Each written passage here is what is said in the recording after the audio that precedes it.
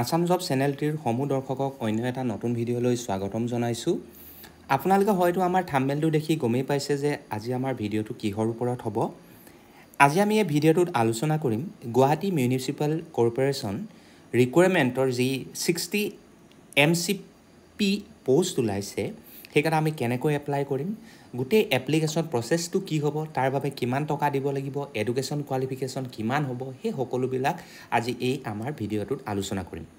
গতিকে আপোনালোকে আমাৰ এই ভিডিঅ'টো স্কিপ নকৰাকৈ শেষলৈকে চাব আৰু কিবা যদি সহায় লাগে আমাৰ ডেছক্ৰিপশ্যন বক্সত থকা যি হেল্প নাম্বাৰ আছে সেই হেল্প নাম্বাৰৰ জৰিয়তে আপোনালোকে মেছেজ কৰিব পাৰিব আৰু সেই নাম্বাৰটোত সদায় আপোনালোকৰ বাবে হেল্প কৰাৰ ব্যৱস্থা থাকিব।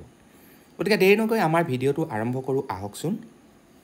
গতিকে গুৱাহাটী মিউনিচিপালিটি কৰ্পোৰেশ্যন ৰিকুৱাৰমেণ্ট যি পোষ্ট ওলাইছে তাৰ মুঠ পোষ্ট আছে 60টা আৰু এই পোষ্টকেইটাৰ বাবে আপোনালোকে চেলাৰী লাভ কৰিব প্ৰতি মাহত 12,000 টকাকৈ। গতিকে ইয়াৰ ইলিজিবিলিটিটো কি প্ৰথমতে মই তাক জনাই দিছোঁ। যি 60টা পোষ্ট ওলাইছে গুৱাহাটী মিউনিচিপাল কৰ্পোৰেশ্যনৰ বাবে, প্ৰথমটো হ'ল আপোনালোক এজন ইণ্ডিয়ান চিটিজেন হ'ব লাগিব আৰু পাৰ্মানেণ্ট ৰেচিডেণ্ট অফ আছাম অৰ্থাৎ অসমৰ স্থায়ী বাসিন্দা আপোনালোকে হ'ব লাগিব। গতিকে অসমৰ স্থায়ী বাসিন্দা হ'বৰ বাবে আপোনালোকে কি কৰিব লাগিব, যেতিয়া আপোনালোকৰ নাম ফাইনেল চিলেক্ট লিষ্টত আহিব তেতিয়ালৈ আপোনালোকে proof of residence of Assam দেখুৱাব লাগিব, যিটো আপোনালোকে PRC বুলিও কোৱা হয় বা ডমিচিল চাৰ্টিফিকেট যদি আপোনালোকৰ আছে সেইখনো আপোনালোকে প্ৰডিউচ কৰিব পাৰিব সেই সময়ত। দ্বিতীয়তে আপোনালোকৰ বয়স 25 বছৰৰ বেছি হ'ব নালাগিব আৰু 18 বছৰ আপোনালোকৰ কম হ'ব নালাগিব। অৰ্থাৎ 18 বছৰৰ পৰা 25 বছৰ বয়সৰ সকলো প্ৰাৰ্থীয়ে এই চাকৰিটোৰ বাবে এপ্লাই কৰিব পাৰিব আৰু যিসকল ব্যক্তি ST SC আৰু OBC আৰু PWDB থাকে তেওঁলোকে অকণমান এজ ৰিলেক্সেশ্যন পায়, সেইটো আপোনালোকে গভৰ্ণমেণ্ট ৰুল মতে নিশ্চয় জানেই। গতিকে সেইমতে আপোনালোকে ৰিলেক্সেশ্যনটো পাব আৰু এই পোষ্টকেইটাৰ কাৰণে আপোনালোকৰ কোৱালিফিকেশ্যন বেছি বিচৰা নাই, কেৱল মাত্ৰ আপোনালোকে হায়াৰ ছেকেণ্ডেৰী পাছ হ'লেই হ'ল। কিন্তু আপোনালোকে যদি হায়াৰ ছেকেণ্ডেৰী পাছ এখন খুব স্বীকৃতিপ্ৰাপ্ত ভাল বিদ্যালয় বা মহাবিদ্যালয়ৰ পৰা যদি আপোনালোকে ডিগ্ৰীটো লৈছে অৰ্থাৎ হায়াৰ ছেকেণ্ডেৰী পাছ চাৰ্টিফিকেটখন লৈছে, তেন্তে সেইখন আপোনালোকৰ ভেলিড বুলি ঘোষণা কৰা হ'ব আৰু আপোনালোকে এই চাকৰিটোৰ বাবে যোগ্য বুলি বিবেচনা কৰা হ'ব। গতিকে এই তিনিটা হৈছে আটাইতকৈ ইম্পৰ্টেণ্ট। আমি ভিডিঅ'টোত কৈছোঁ যদিও আপোনালোকে আমাৰ ভিডিঅ'টোৰ ডেছক্ৰিপশ্যন বক্সতো এডুকেশ্যন কোৱালিফিকেশ্যন আৰু প্ৰচেছৰ বিষয়েও ভিডিঅ'টোৰ ডেছক্ৰিপশ্যন বক্সত চালেও গম পাব। গতিকে এতিয়া আমি ক'বলৈ ওলাইছোঁ যে আপোনালোকে এই পোষ্টকেইটা কেনেকৈ এপ্লাই কৰিব। প্ৰথম কথাটো হ'ল এই পোষ্টকেইটা এপ্লাই কৰাৰ লাষ্ট ডেট হৈছে 31 আগষ্ট 2024।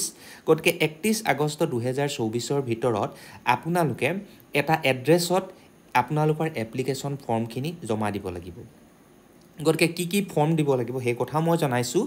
প্ৰথম কথাটো হ'ল আপোনালোকে আপোনালোকৰ আছাম গেজেট যি ষ্টেণ্ডাৰ্ড ফৰ্মখন পোৱা যায় সেই ফৰ্মখন আপোনালোকে প্ৰথম গোটাই ল'ব, সেইখন ভালদৰে ফিল আপ কৰি ল'ব।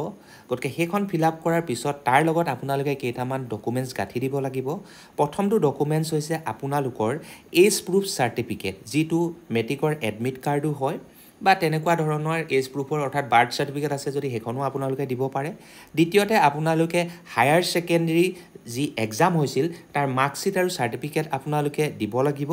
তৃতীয়তে আপোনালোকে যি ভেলিড আপোনালোকৰ ফোন নাম্বাৰটো আছে সেইটো আপোনালোকে দিব লাগিব, লগতে ইমেইল এড্ৰেছ এটা দিব লাগিব আৰু আপোনালোকৰ পাৰ্মানেণ্ট যি এড্ৰেছটো আছে সেইটো ভালদৰে আপোনালোকে উল্লেখ কৰিব লাগিব। এই সকলোবিলাক হোৱাৰ পিছত আপোনালোকে কি কৰিব লাগিব, এপ্লিকেশ্যনখন গুৱাহাটীৰ এটা এড্ৰেছত আপোনালোকে কি কৰিব লাগিব, সেই এড্ৰেছটোত গৈ তাৰ যি ড্ৰপ বক্স আছে সেই ড্ৰপ বক্সটোৰ ভিতৰত ভৰাই দিব লাগিব। সেই এড্ৰেছটো মই ইয়াত কৈ দিছোঁ, আপোনালোকে আমাৰ ডেছক্ৰিপশ্যন বক্সতো পাব।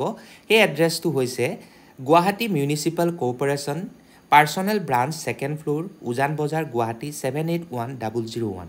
এইটো এড্ৰেছত গৈ আপোনালোকে যি ড্ৰপ বক্স আছে সেই বক্সৰ ভিতৰত আপোনালোকৰ এপ্লিকেশ্যন ফৰ্ম উইথ ডকুমেণ্টছ এটা এনভেলপৰ ভিতৰত ভৰাই দিব আৰু ওপৰত এই Guwahati municipal corporation personal branch 2nd floor উজান বজাৰ গুৱাহাটী 781001 এই এড্ৰেছটো লিখি মেলি লগতে কোনটো পোষ্টৰ কাৰণে এপ্লাই কৰিছে সেইটো ওপৰত লিখি দিব।